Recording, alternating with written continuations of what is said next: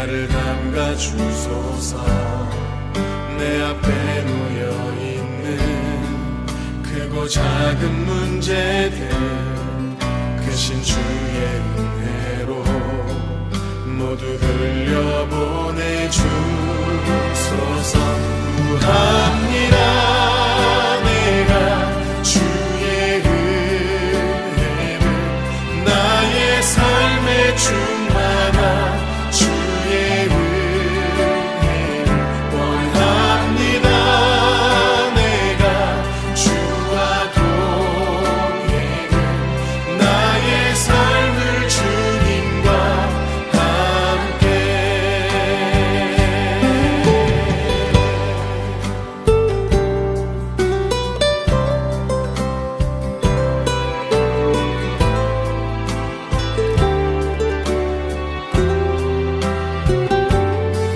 주의 은혜의 비를 내게 내려주소서. 주의 은혜의 강에 나를 담가 주소서.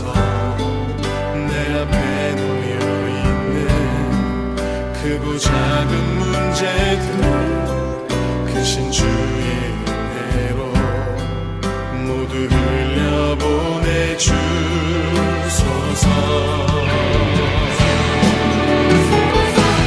합니다. 내가 주의 은혜를 나의 삶에 충만한 주의 은혜를 원합니다.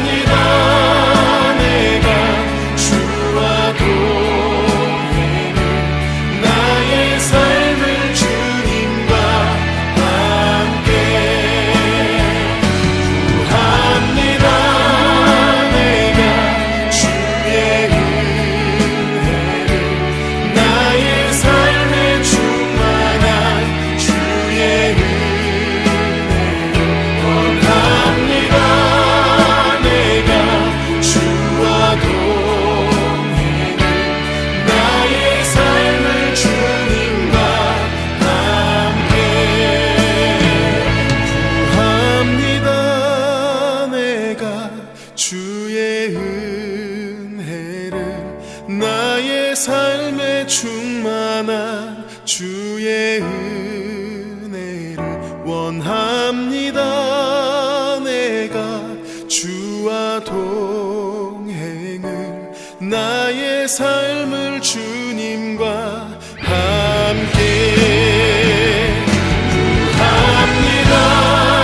내가 주의 은혜를 나의 삶에 충만한 주의 은혜를 원합니다. 내가 주와 동행을 나의 삶을 주님과 함께. 나의 삶을 주님과 나의 삶을 주님과 나의 삶을 주님과 함께.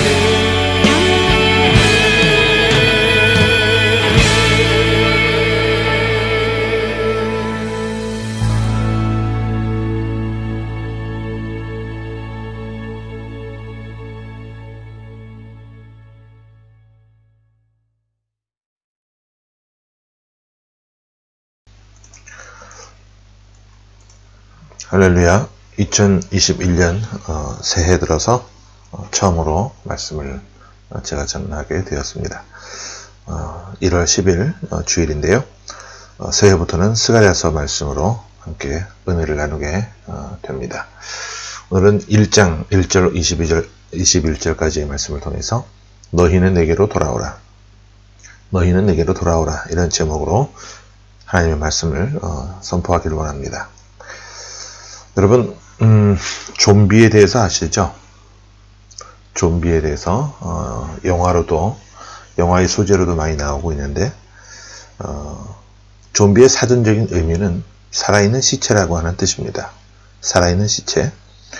좀비는 실제로 존재하지는 않지만 우리가 영화를 보면 자주 볼 수 있고 만날 수도 있습니다. 그죠? 그런데 좀비가 하는 일이 있어요. 다른 건 별로 없죠. 자기 생각도 없고 자기 주도성이 없기 때문에 그들이 하는 일이라고는 살아있는 사람들을 사로잡아서 그들의 피를 빨아먹고, 그리고 그 살아있는 사람들을 다시 자기들과 똑같은 다른 좀비로 만드는 일밖에 하는 일이 없어요. 그런데 이 좀비의 사전적인 의미보다 요즘 더 중요하게 쓰이는 의미가 있습니다. 바로 사회학적인 의미인데요. 더 자주 폭넓게 이 좀비의 의미가 사용되고 있는데, 지치고 피곤한 일상에 찌들어서 자기 생각이 없고 자기 주도성이 없으며 다른 어떤 여타의 판단력이 없이 그저 하는 대로 끌려가는 대로 살아가는 사람들을 흔히 좀비 같다라고 표현을 합니다. 달리 표현하면 무기력한 사람들을 우리는 좀비 같다고 말하는 것이죠. 사람이 어떤 일을 하려고 하면 마음에서부터 열정이 솟아나야만 합니다. 그 일을 즐길 줄도 알아야 되고 좋아해야 하고 또 그 일을 통해서 어떤 의미를 발견하고 기쁨과 감사를 느껴야만 어떤 일이든지 할 수가 있게 되는 거예요. 하지만 좀비 같은 사람은 어떤 일에도 기쁨과 감사를 느끼지 못하는 존재들입니다. 그저 내가 할 수 없으니 어떤 일이든지 하는 사람이고, 무기력하고 열정이 전혀 없이 아무것도 하기 싫은 그런 귀찮은 상태에 있는 사람들이 바로 무기력한 상황에 있는 사람들, 즉 좀비와도 같은 사람들이라는 거죠. 이런 무기력한 모습에 열정을 불어넣는 것은 정말 쉽지 않습니다. 열정이 없는 사람을 다시 일으켜 세워서 열정 있는 사람으로 만드는 것 결코 쉬운 게 아니에요. 오늘 우리가 읽은 말씀에 보면 바로 포로에서 귀환한 남유다 백성들이 나오는데, 그들이 바로 이 좀비 같은 사람들이라는 겁니다.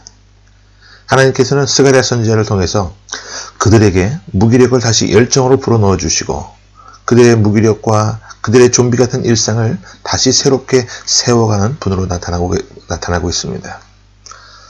오늘 바라기는 이 말씀을 통해서 하나님께서 나에게도 혹시 우리가 무기력하게 넘어져서 쓰러져서 살아가고 있는 모습은 없는지, 하나님은 오늘 우리에게 어떤 말씀을 하시는지 그 말씀을 듣고 함께 회복되어 다시금 은혜의 자리로 나가는 그런 우리의 모습이 될 수 있기를 간절히 바랍니다. 그러면 우리 1절 말씀부터 함께 볼까요? 자, 1절입니다. 시작. 다리오 왕 제2년 8째 달에 여호와의 말씀이 이도의 손자 베레가의 아들 선지자 스가랴에게 임하니라 이르시되. 자, 배경이 언제입니까? 다리오 왕 제2년이었습니다. 다리오 왕 제2년은 기원전으로 말하면 520년 전이 됩니다. 520년. 기원전 520년에는 하나님의 말씀이 선지자 학개에게 임한 때이기도 합니다. 즉 이 말씀은 뭐냐 하면 학개 선지자와 스가랴 선지자를 하나님께서 동시에 똑같이 사명을 주시고 사용하셨다라는 거예요. 이스라엘 백성이 북이스라엘이 먼저 망하고 남유다가 그 후에 망하게 되었습니다. 하나님은 남유다가 망할 때 70년 포로 이후에는 반드시 돌아오게 하겠다고 약속해 주셨어요. 그들은 바벨론 70년 포로기를 다 끝내고 고레스 왕의 칙령을 통해서 고향 땅으로 예루살렘으로 돌아가도 좋다는 명령을 받게 됩니다. 이제 그들은 부푼 꿈을 안고 바벨론 포로를 끝내고 고향 예루살렘으로 돌아왔습니다. 하나님께서 1차 포로 귀환자들에게 해주신 가장 중요한 사명은 성전을 재건하는 것이었습니다. 에스겔을 통해서 성전의 조감도를 허락해 주시고 또 스룹바벨과 여호수아를 통해서 성전 재건을 이끌어내라고 말씀하셨어요. 그들은 돌아온 지 얼마 되지 않아서 성전 재건을 위한 공사를 시작했고 기초를 닦기 시작합니다. 그 공사가 뭐였습니까? 돌 하나였어요. 그걸 끝이었죠. 그 다음 진도를 나가지 못했습니다. 아니, 나가지 못한 것이 아니라 나가지 않았던 것이죠. 아무 일도 하지 않았습니다. 그렇게 시간이 흘러서 16년이 지나갔습니다. 하나님께서는 선지 학개를 통해서 그들을 책망하셨어요. 도대체 왜 이렇게 하는 것인지, 그들은 16년 동안 아직 하나님의 때가 아직 이르지 아니하였다고 핑계대고 있었습니다.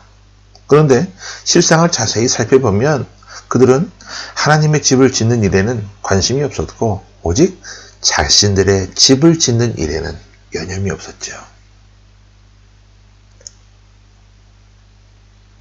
자신들을 위해서는 집을 장만하고 차를 장만하고 새 옷을 사입고 새 신발을 사입고 유명한 말이 있는 어떤 식당들 가서 와인 한 잔 걸치면서 즐기고 건물로서의 집만 지은 것이 아니라 그들의 모습을 보면 우선순위를 망각하고 있었던 것을 보게 됩니다.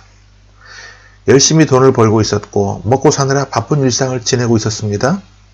그런 그들에게 하나님은 학개를 통해서 말씀하셨어요. 너희 집에 있는 모든 것을 내가 불어버릴 것이다. 하고 그냥 불어버릴 것이다. 열심히 돈을 벌어서 전대에 넣을 것이지만 하지만 그 전대는 구멍이 뚫려서 너희들이 아무리 열심히 돈을 모아도 돈이 다 모이지 않고 빠져나갈 것이다. 하나님은 학개를 통해서는 주로 보이는 면들을 책망하셨습니다.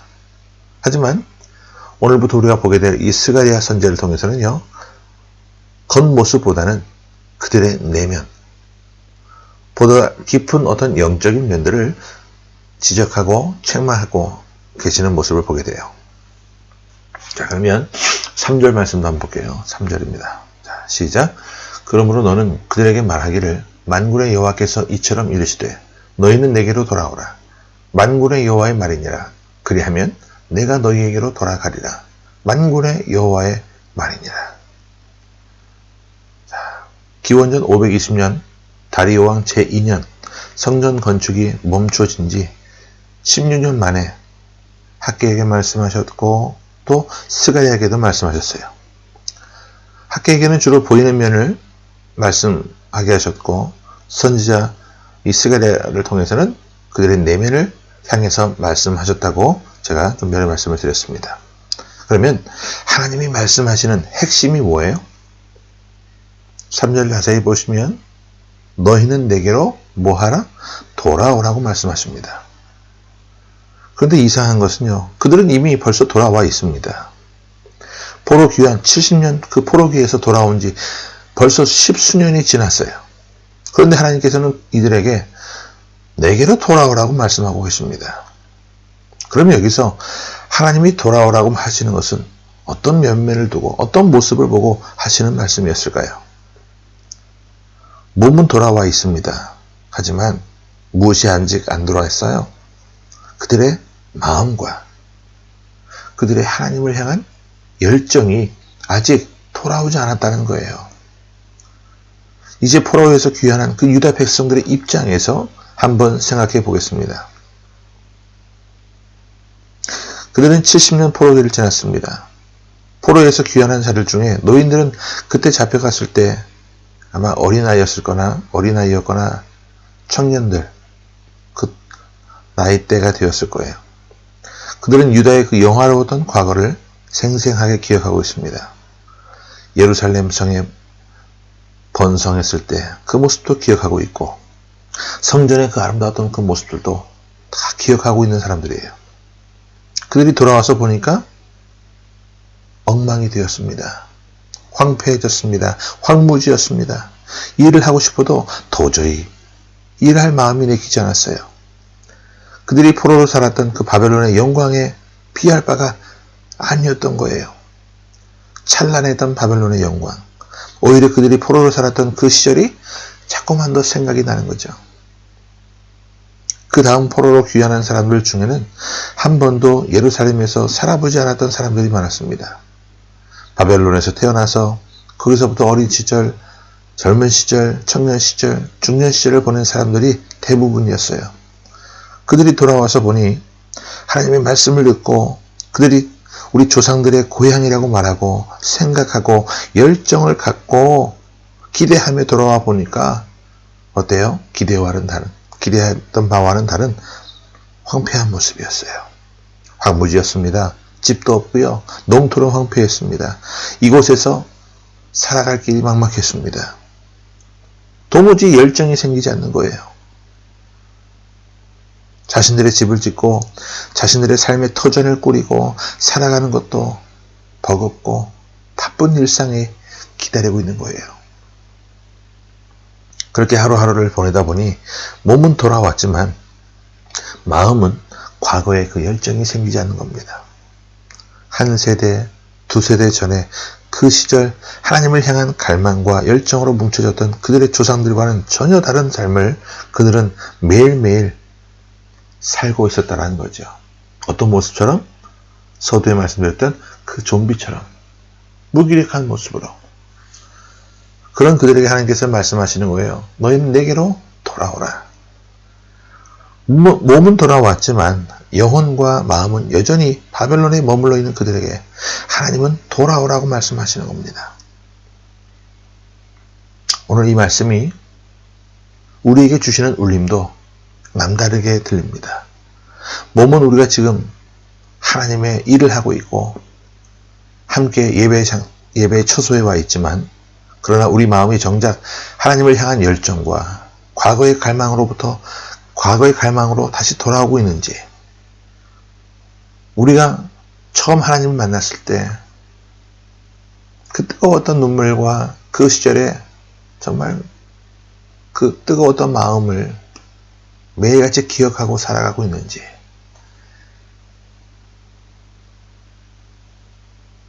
여러분, 세상 일도요, 열정이 있고 마음이 중요하지만 하나님의 일은요, 더 중요해요. 우리 하나님은요, 결과를 보시는 것보다는 마음의 동기를 보십니다. 마음의 중심을, 마음의 상태를 보십니다. 사역자가 목회를 하던 사역을 하려면 마음의 성도들을 향한 긍휼의 마음과 사랑의 마음, 또 목자의 심정, 그런 안타까운 마음이 있어야 돼요. 때론 다독이는 모습도 있어야 하지만 그것으로 끝나면 안 됩니다. 잘못된 모습이 있을 때는 아주 강하게 훈계하고 또 하나님 말씀을 통해서 정신 차리도록 강한 메시지를 던지는 모습도 있어야 돼요. 여러분, 자녀들에게도 그렇게 하잖아요. 어찌하든지 간에 이들을 살리겠다는, 어찌하든지 간에 이들을 위한 주님의 마음을 보여줘야만 하겠다는 그런 영혼들을 사랑하는 마음이 있어야만 합니다. 그렇지 않으면 목회라는 것이요, 사역이라는 것이 불가능해요. 성도들도 마찬가지입니다. 주님의 일을 하기 위해서는요, 마음의 뜨거운 열정이 중요해요. 우리가 하나님께로 돌아가지 않으면 오늘 이 3절 말씀에 하나님께서 말씀하시는 것처럼 하나님도 우리에게 돌아오지 않을 거예요.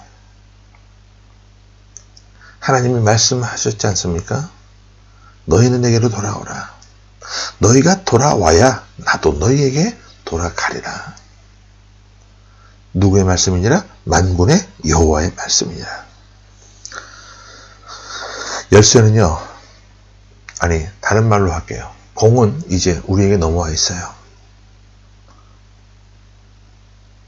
이제 어떻게 하시겠습니까? 하나님께로 돌아가는 그런 지혜로운 백성들이 되시기를 바랍니다.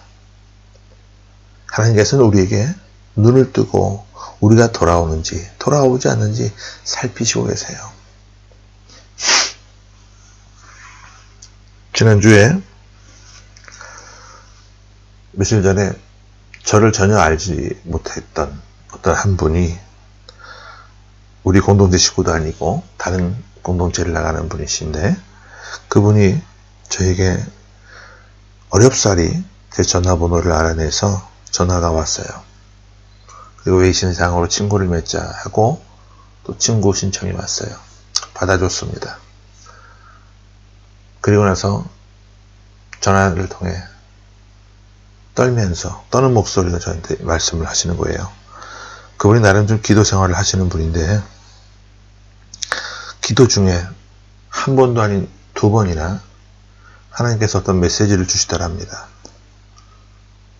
그리고 그 메시지가 자기를 향한 메시지가 아니라 저를 향한 메시지였대요. 저를 향한. 그리고 그거를 전해주어야 되는데, 전해주라고 했는데 이거를 전하려고 하니까 평신도인 자기가 사역자인 저에게 이게 쉽지가 않더래요. 그래서 한 번은 무시했더니 그 다음날 또 기도하는 중에 하나님이 음성을 통해서 그 말씀을, 똑같은 말씀을 다시 전해주시며 전하거라. 내가 너에게 숙제를 주는 것이니 두려워하지 말고 전하거라. 그래서 그 말씀에 순종하기 위해 연락을 한 거라고. 그러면서 저한테 그 메시지를 전해주더라고요. 우리 공동체 방에는 제가 올렸었죠. 내용이 이런 겁니다. 사랑하는 내 아들아, 네가 주의 이름 때문에 낮아졌구나. 내가 염려하는 바를 내가 안다. 너의 자녀를 내가 돌볼 것이다. 내 눈에는 내 허물과 연약함은 보이지 않고 너의 장점만 보이는구나.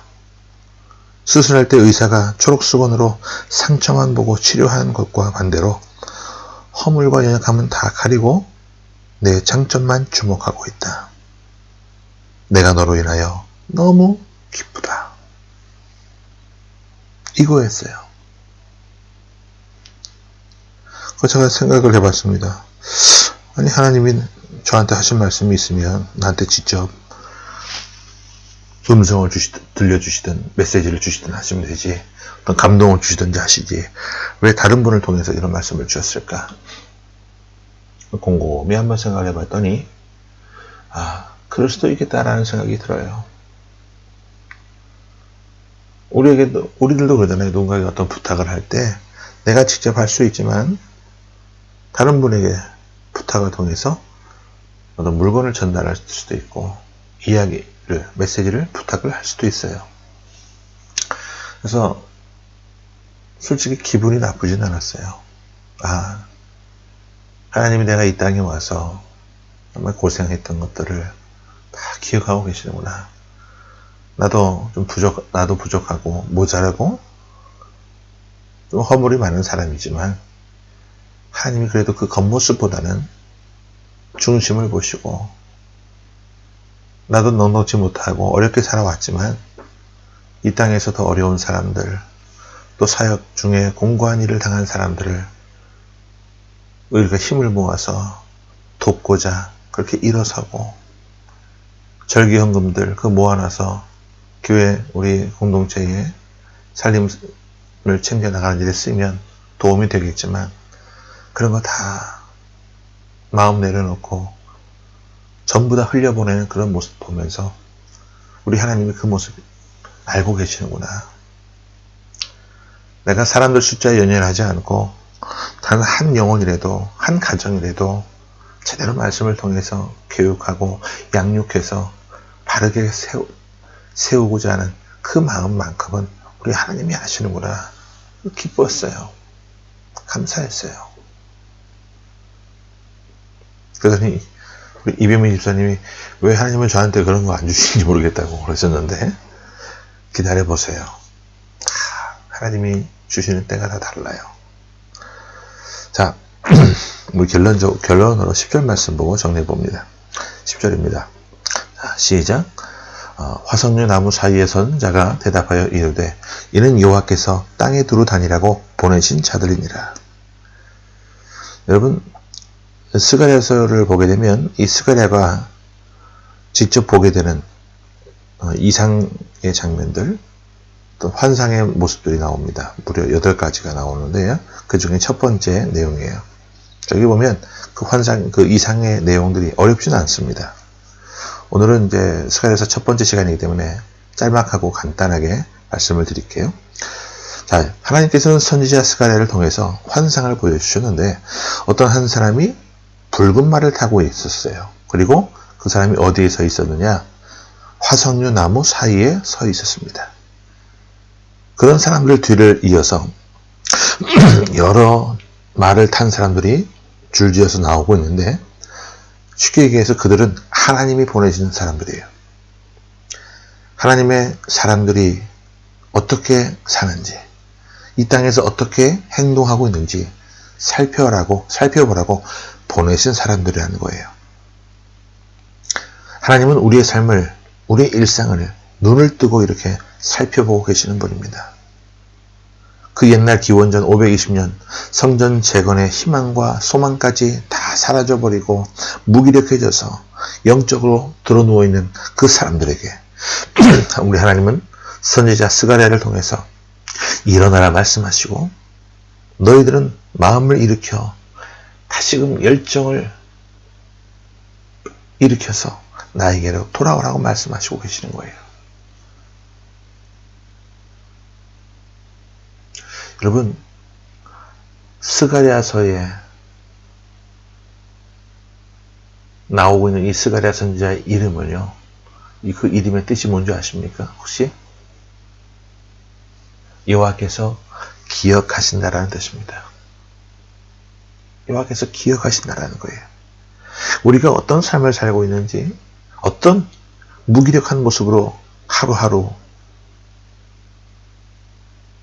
허투루게 보내고 있는지, 반면에 비록 힘들고 어렵지만 열정 하나 갖고 믿음 하나 갖고 버티며 희망의 끈을 놓지 않고 나아가고 있는지 우리 하나님은 다 보고 계시고 그것을 기억하고 계신다는 거예요. 오늘 우리는 어떤 영적인 무기력함에 빠져 있습니까? 하나님께서 우리에게 돌아오라고 하시는 그 자리로 속히 돌아가는 우리가 될 수 있기를 바랍니다. 하나님께서 우리를 살피고 눈 뜨고 눈여겨보고 계십니다. 그 하나님의 눈길을 피하지 말고 하나님의 시선이 머무는 자리가 복된 자리라는 것을 꼭 기억하시고, 그것이 부담스러운 자리가 아니라 복된 자리라는 것을 기억하고 열정을 회복하고 마음의 뜨거움을 회복시켜서 하나님께로 돌아가는 올 2021년 새해가 될 수 있기를 바랍니다. 은총의 백성, 복된 하나님의 자녀들이 다 되어지시기를 간절히 주의 이름으로 축원합니다. 아멘. 함께 기도합니다. 존귀하신 아버지 하나님, 감사합니다. 새해 2021년 둘째 주일을 통해서 오늘부터 시작되는 이 스가랴서 말씀을 함께 나눌 수 있도록 은혜 주심을 감사합니다. 스가랴서의 이름대로 여호와께서 기억하실 수 있는, 정말 좋은 모습으로 기억할 수 있는 우리의 모습들이 되기를 원합니다. 우리의 단점과 허물이 다 있지만 그런 모습을 보시기보다는 우리의 장점 한 가지를 바라보시며 그 장점을 극대화해서 또한 그 모습 가운데 열정을 불어넣어 주시고 권능력으로 함께 해주시는 그 하나님이 우리와 동행하는 새해가 되기를 소망합니다. 아버지 하나님, 어떻게든지 이 땅에서 몸부림치며 버티고 또 버티며 하나님의 은혜의 보좌를 사모하며 나아가는 이 땅의 신실한 하나님의 백성들을 늘 눈여겨봐 주시고 늘 동행해 주시며 지금의 이 힘겨운 삶의 모습들이 더 많은 열매를 맺는 그런 모습에 귀한 걸음이 되어지는 시간들이 될 수 있도록 역사해 주옵소서. 스가랴서를 나누는 그 시간마다 하나님, 불과 같은 열정을 우리에게 회복시켜 주시고 성령의 권능으로 함께 주셔서 더욱더 주님이 바라시고 원하시는 모습으로 우리가 성숙해지고 성장해지는 그런 모습이 될 수 있도록 하나님 함께하여 주옵소서. 살아계신 주 예수 그리스도 이름으로 감사하며 간절히 기도하옵나이다. 아멘.